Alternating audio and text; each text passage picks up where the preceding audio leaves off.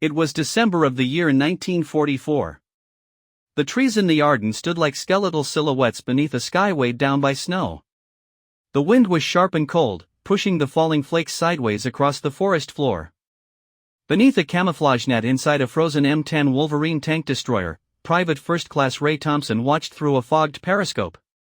His breath came in shallow bursts. His gloved hands trembled, not from fear, but from the bitter cold that seeped through every inch of metal and bone. Just 800 yards away, a line of German tanks snaked its way through the woods. There were 12 of them, Panzer IV models mostly, and one Tiger one at the front. Behind them, half-tracks rolled with infantry and fuel trucks brought up the rear. They were heading toward a vital crossroad, a road that, if taken, would cut off supplies and reinforcements to the 1001st Airborne Division, currently encircled in Bastonia. Thompson had no orders, no permission to fire. He was told to wait, to observe, and to report. But he could see what was about to happen. So he made a decision. Without a single command, without clearance, Ray Thompson pulled the trigger and everything changed. The rules of engagement. 3 days earlier, inside a drafty farmhouse near the Belgian front, Ray Thompson sat hunched over a cold metal desk as his commanding officer briefed the crew of the 702nd Tank Destroyer Battalion. "No one fires without confirmation from command," the officer said flatly. "I don't care what you see. I don't care how close they are. We do not give away our position unless ordered." The room was quiet. The men nodded. But there was tension beneath the surface. Everyone knew the enemy was moving in fast. Outside, the Battle of the Bulge was just beginning. On December 16, under cover of fog and snow, the German army had launched its last major offensive on the Western Front. It was called Operation Watch on the Rhine. The goal was simple. Split the Allied line in two, capture Antwerp, and force a negotiated peace. They hit with over 200,000 men, more than 1,000 tanks, an absolute surprise. American lines buckled. Some units vanished overnight. Friendly positions changed by the hour. And in the confusion, many commanders feared the worst enemy might not be in front, but friendly fire from behind. So the rule was clear. Wait for orders. For Thompson, that meant observation duty. He and his three-man crew were dug into a ridge near a forest road north of Noville, a crossroads town just outside Bastonia. They had good cover, ample range, and an icy view of the valley below, but no permission to engage. Day and night, Thompson scanned the terrain. Through his frosted scope, he marked tank tracks, counted pines stripped by treads, and sketched enemy movements in a notebook his mother had mailed him months ago. He logged everything. Range, bearing, wind speed, but he didn't fire. Once he had tracked a lone panzer creeping near a ravine for nearly an hour. No orders came. It passed. The anger inside him burned. But the discipline held. He knew what his job was. He knew the cost of a wrong shot. One wrong shell could mean a dozen dead Americans. Or a revealed position that brought down an entire German battery in return. But as the hours dragged on and more enemy traffic moved through the trees, the question changed. Was holding fire really the safer option? Thompson wasn't reckless. He was precise. He studied German columns like a mathematician studies patterns. He knew how they moved, how they stacked vehicles for support, how they relied on tight formations, and more importantly, he knew where to hit them, if and when the time ever came. He just didn't know yet that he would be the one to decide it. Who was Ray Thompson? Raymond Charles Thompson was not born a soldier. He grew up in the vast, flat nothingness of western Kansas. Where winter wind could peel the paint off a barn and summer heat baked the wheat fields until they cracked open like overcooked bread. His father Charles ran a small engine repair shop in town. His mother, Anna, taught 7th grade math at the local school. Ray grew up surrounded by gears, grease, and graph paper. Even as a boy, he saw the world through angles. He could tell you exactly how far a grain silo was by the length of its shadow. When most kids played with slingshots, Ray was building one with a pulley system and counterweights, trying to see how far he could launch a pebble with pure precision. He didn't join the army because he was itching for a fight. He enlisted in 1942 because he wanted to study engineering and the army offered him training, pay and a future. He got the training. The pay wasn't much. The future that depended on surviving Europe. By the time Thompson arrived in Normandy, he was 22 years old and already looked 5 years older.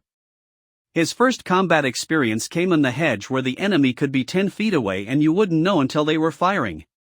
He watched a friend, Jimmy Delgado, burn alive when a Panzer shell caught their half-track in a roadside ditch. Another, Frank Murray, was vaporized by a mine outside St. Lo. Thompson stopped believing in luck after that or orders or safe distances. He started believing in patterns, routines. He studied how tanks moved, where they paused, how long it took for a turret to rotate. He started carrying a small spiral notebook in his jacket. Every German vehicle he encountered, he'd sketch it, note the vulnerabilities, the blind spots. He didn't talk much. Other soldiers called him the quiet clock because when he did speak, it was short, direct, and usually timed down to the second. But when it came to gunnery, he was deadly. Not flashy, not fast, just accurate, predictable in the best possible way. In the Army's view, he was a good gunner, disciplined, smart, calm under fire. What they didn't realize, what even his closest crewmates didn't fully see, was that Ray Thompson was also a thinker, a tactician, not just a trigger puller, but a man who could see a battlefield like a chessboard. And in 3 days' time, that quiet Cons with the angle-obsessed brain would rewrite the rules of engagement in a single burst of firepower. Because sometimes war doesn't reward those who follow instructions. It rewards the ones who understand when to break them. What he was up against. On the morning of December 19, 1944. The fog lay thick and low across the Ardennes. It clung to the branches like smoke. Vision was limited. Sound was distorted. But through his periscope, Ray Thompson saw them. First, the silhouette of a Tiger I tank. The unmistakable beast with its long barrel and snarling square shoulders. Then another, and another. The German column was moving through the forest road like a steel serpent. 12 vehicles, maybe more. It was a textbook armored assault column, clean, tight, disciplined. At the front, the Tiger led like a battering ram, capable of punching through nearly anything the Americans had. Behind it came 3 Panzer IV tanks, each fast, efficient, deadly. Then came 2 half-tracks filled with infantry. Behind them, support vehicles, ammunition trucks, fuel tankers, field kitchens, even the tail end of the column was flanked by a self-propelled anti-aircraft gun, a sign they were expecting contact and prepared for anything except one unapproved American gunner with a Wolverine. The road they were on was narrow, barely wider than the column itself. Steep forest banks on either side. Thick trees hemming them in. No room to maneuver. No room to scatter. To Thompson, it wasn't just a road. It was a trap. But here's the catch. Ree had no orders. No one else could see what he saw. Radio contact with his battalion's forward HQ was weak, garbled, or non-existent. The only way to reach command was to reposition and risk exposure. By protocol, he was supposed to observe the enemy, report their heading, let air support or artillery take the lead. But Thompson wasn't watching a column in transit. He was watching a blade aimed straight at the throat of the American line.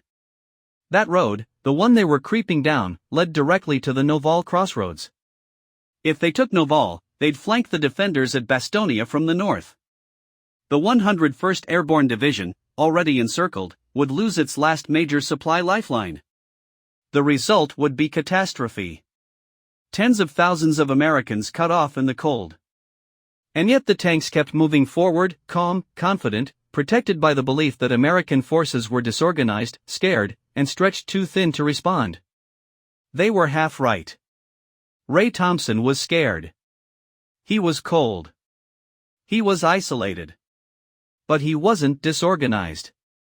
He was calculating. He knew that if he fired too early, they'd scatter.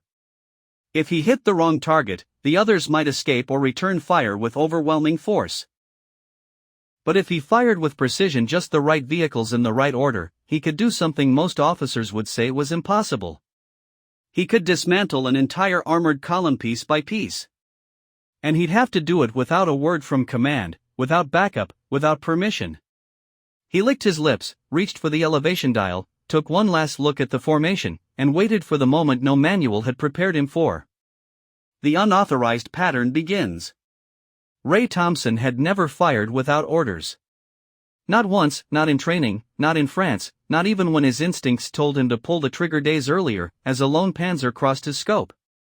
But now, staring at a perfectly exposed German armored column, crawling forward like clockwork, he realized something. Waiting was no longer caution. Waiting was suicide. And so, with no radio contact, no green light, and no one to back him up, readjusted the angle, held his breath, and fired. But he didn't aim for the lead tank. He aimed for the third. The armor-piercing round left the barrel of the M10 Wolverine with a thunderous roar that shattered the quiet and kicked a wave of snow into the air. It struck the 3rd Panzer IV directly in the flank. The explosion sent a shock wave through the trees. A plume of fire and black smoke erupted into the fog. Metal screamed. The entire column halted, but Thompson wasn't done. As his loader rammed in the next shell, Thompson shifted position slightly 5 yards to the left, enough to throw off any German gunners scanning for muzzle flash. Then he fired again, this time at the 6th vehicle. The blast ripped through the half-track carrying infantry. Its fuel tank ignited instantly. Bodies were thrown into the trees. The fire spread to the dry underbrush, lighting the forest floor in patches of orange and black. The Germans were no longer halted. They were panicking. The Tiger at the front tried to reverse, but the column was packed too tightly. The crew inside the Tiger shouted and gestured furiously, trying to clear a path. But behind them, the rest of the formation was now bottlenecked, blinded, burning, boxed in. Thompson reloaded again. His crew, now fully alert, and realizing what was happening, didn't question him. They followed his lead. He fired the 8th vehicle, a fuel truck. The result was instant and biblical. The explosion rocked the hillside, flames jetting skyward like a volcanic blast. The force knocked 2 nearby infantrymen to the ground. The fireball backlit the tank's silhouettes like ghostly shadows. From a distance, it sounded like a full artillery ambush. In reality, it was one man, one gun, and a gut feeling. But the order of his shots wasn't random. Thompson had spent months studying German doctrine. He knew their reliance on tight formations, knew the logic behind their placement, fuel and support in the rear, armor in front, infantry in the middle. By taking out the 3rd vehicle, he created a physical block. By hitting the 6th, he jammed the middle. The 8th fuel crippled their retreat and ignited chaos. It was a chain reaction firing pattern, a surgical disruption of German tactical structure. Each shot was a scalpel, not a hammer. The Germans, now confused and cut off, began firing wildly into the trees. Their machine gunners riddled snowbanks and empty trunks. Infantrymen ducked behind flaming wrecks, unsure of where the fire was coming from. To them, it felt like a trap, an orchestrated ambush by an entire battery of American tank destroyers. But there was no ambush. There was no battery. Just Ray Thompson and a crew who had stopped asking questions. As the enemy scrambled, Thompson moved again, using the forest terrain like a sniper. He knew how to use angles, knew how far his gun could reach without revealing too much. Every new position was chosen for cover, for elevation, for maximum confusion. He wasn't just shooting, he was dismantling, and each blast was another page torn from the German field manual. Destruction in the woods. The Ardents had gone silent just moments before the first shell. Now it screamed. Trees cracked and fell under shock waves. Snow, fire, and shrapnel filled the air like confetti from a hellish celebration. Thompson's 3rd shot had set off a fuel truck. The 4th struck a half-track that had tried to reverse. Its wheels were already spinning in the icy mud when the shell hit, sending the chassis skyward in a twisted arc of steel. The German Tiger at the front was stuck. The crew tried desperately to reverse, but they were trapped between flaming wreckage and vehicles behind that couldn't move without ramming each other.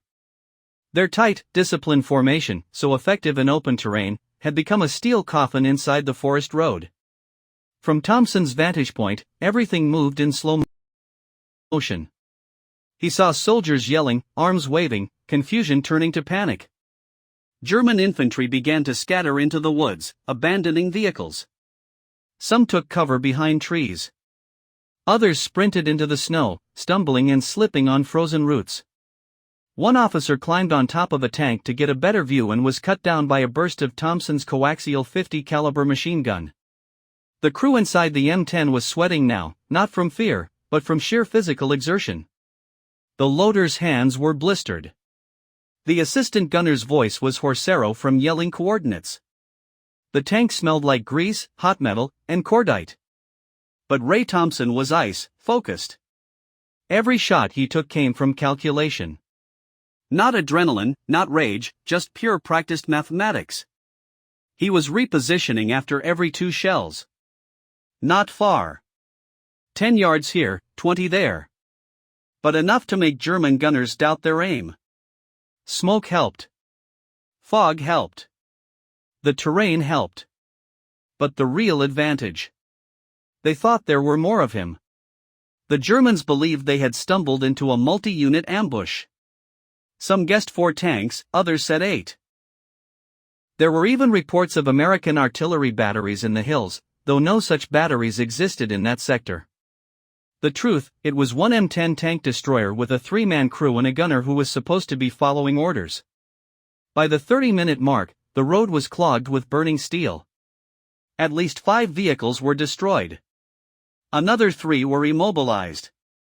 Survivors from the rear fuel and support crews had already turned and run back down the forest trail. The Tiger finally managed to pivot its turret, rotating toward the ridge where Thompson had fired last. Thompson didn't flinch. He waited. He knew the Tiger's armor was thickest in front, but weakest on the sides. And if you knew the exact moment when it turned, when the hull exposed just a sliver of its flank during repositioning, that was your window. The 5th shell left the barrel and struck home. A bright hot flash tore through the Tiger's side. For a second, it held. Then the internal ammunition cooked off. The entire turret launched upward in a plume of fire, landing several yards away. The blast was so violent it knocked the German anti-aircraft gun in the rear off balance. Its gunners stunned, dropped their weapons, and ran into the trees. Smoke now poured into the forest like lowlying clouds. The wreckage glowed beneath the gray morning light, and the road that had once been a pipeline of armored strength was now a burning bottleneck of destruction. One of Thompson's crewmen looked at him and said, "Are we still going to get court-martialed for this?" Thompson didn't answer.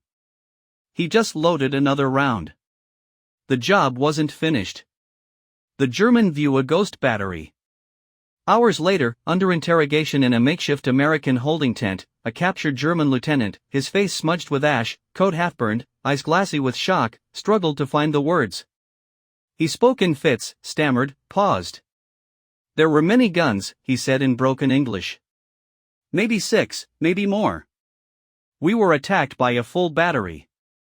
American intelligence officers exchanged glances. There hadn't been a battery. There hadn't even been a full unit. There was just one M10 Wolverine and a gunner who officially had never been given permission to fire. Other German prisoners described it differently. Some said it was an ambush laid by paratroopers with anti-tank weapons. Others claimed the Americans had planted mines and booby traps, evidence of sabotage, not gunnery. One man, barely 20, swore he saw muzzle flashes from 3 different angles. But the flash pattern had come from one source, Thompson, who had moved after every shot. In their confusion, the Germans had begun to invent enemies that didn't exist. Fear filled in the blanks. Even seasoned tank commanders reported seeing American armor silhouettes deeper in the trees. In the chaos of burning wrecks, smoke, and disintegrating command chains, they imagined what they couldn't identify.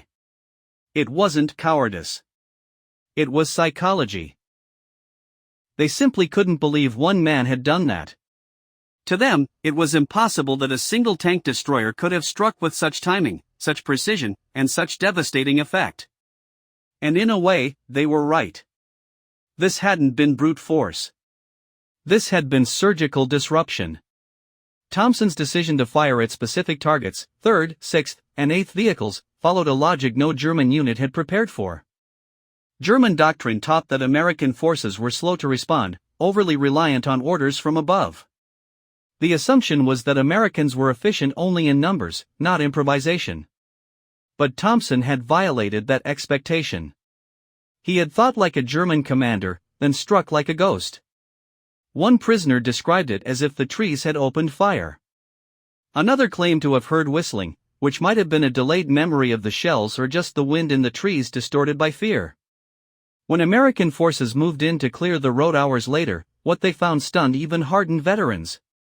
The wreckage looked like the aftermath of a coordinated airstrike.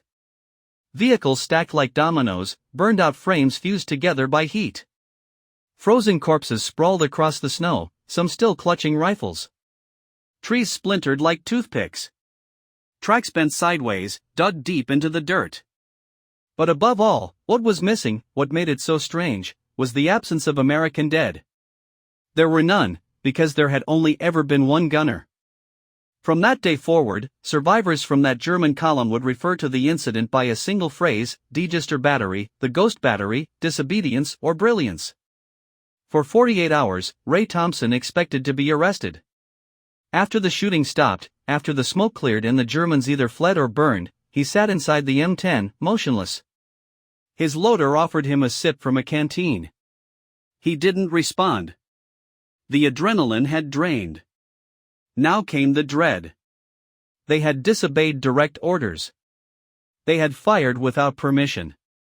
And regardless of how many tanks were burning, the military had rules. Back at the battalion headquarters, Thompson filed his report. His commanding officer, a captain from Pittsburgh named Langston, read it without saying a word. He flipped through the pages. Thompson's sketches, range estimates, the diagram of the firing sequence, his face a mixture of anger and disbelief. "You know," Langston finally said, "if this had gone wrong, if even one of those was friendly fire." Thompson nodded. He didn't make excuses. "I knew what I saw," he said simply. Langston stared at him, then exhaled. "No one authorized this, Thompson. You understand that?" "I do." Langston didn't reprimand him. "Not yet." Instead, he said, "Go get some rest. I've got to send this upstairs." Upstairs meant division command, which meant scrutiny, which often meant punishment. Especially for enlisted men who acted outside protocol. Thompson returned to his crew. They were quiet, too. No backpatting, no celebration. They were all waiting for the hammer to fall. Immediately, because something else happened first. The scouts from the 1001st Airborne arrived. They came through Noville 2 days later, faces hollow, eyes rimmed red from sleepless nights and trench exposure. They had expected to find that forest road crawling with armor. Instead, they found twisted German wreckage. They asked which unit took this out. Langston said it wasn't a unit. It was one gunner. Word spread faster than orders. At mess tents and supply lines across battalion radios, people began talking about the guy from Kansas who took out a Panzer column by himself. Some exaggerated the story. Said it was 10 tanks. Said he did it with 5 shells. Said he used bouncing shots like a trick pool player. But in the middle of the legend forming, the official investigation began. Division Intelligence reviewed Thompson's field notes. They interviewed the loader, the assistant gunner, even tried to contact higher command to confirm Thompson's radio situation that day. They couldn't prove disobedience because there was no clear record of orders being received. The lines had been jammed. Thompson's crew had tried to report. Nothing came back, because to him it wasn't a victory. It was a solution, a calculation, a necessity.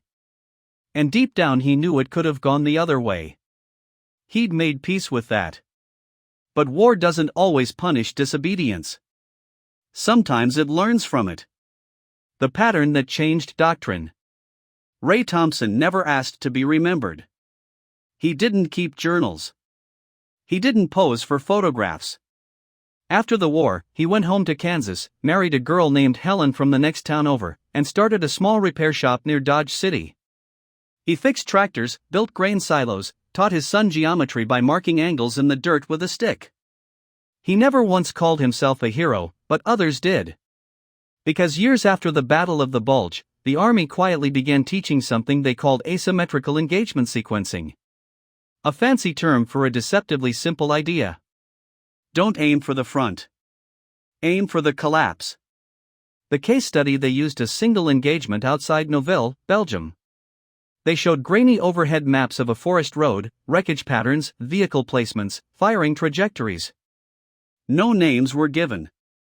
The file was unclassified, but buried in artillery doctrine manuals that most officers never read. Still, the students at Fort Sill and later Fort Benning studied it because it worked, because it saved lives. Because it changed the understanding of what one gunner could do. Not through firepower, but through geometry, through logic, through a willingness to act. When orders fall silent. Years later, a colonel who had studied Thompson's engagement as a young lieutenant would summarize it like this. He didn't break orders. He operated beyond them. It was the ultimate paradox. A man who disobeyed the chain of command became the model for flexible battlefield thinking. His unofficial firing pattern technique was later integrated into Cold War doctrine, especially in training tank destroyer crews to disable Soviet armored columns in Eastern Europe. The concept create artificial choke points through selective targeting, then exploit the enemy's own formation discipline against them. It was revolutionary, and it came from a Kansas farm kid who had never attended college.